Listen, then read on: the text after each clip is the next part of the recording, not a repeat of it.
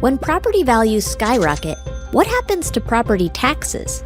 Property taxes are the main source of revenue for local governments, funding taxpayer services like roads, schools, and fire departments. But when property values soar, homeowners can end up paying significantly higher taxes for basically the same services.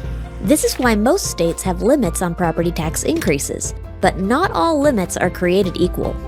Assessment limits put an artificial cap on how much the assessed value of a home can go up each year, and typically reset when a home is sold, transferred, or renovated.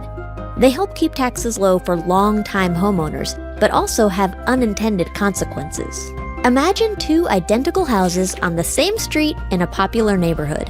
The city has a 2% assessment limit. One house has had the same owner for 10 years with modest tax increases.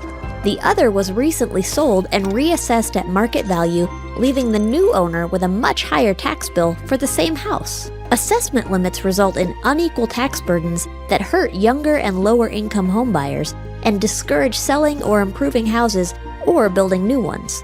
What's the alternative? Levy limits. A levy limit puts a cap on how much the local government can increase property tax revenue from existing properties each year.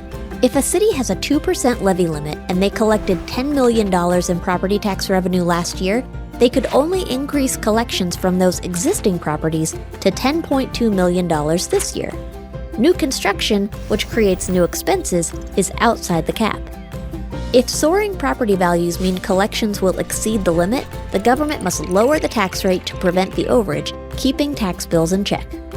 These limits are also subject to voter override if the government needs more revenue. Levy limits still protect against unlegislated tax increases while keeping tax burdens better aligned with property values, and they don't penalize improving or selling property.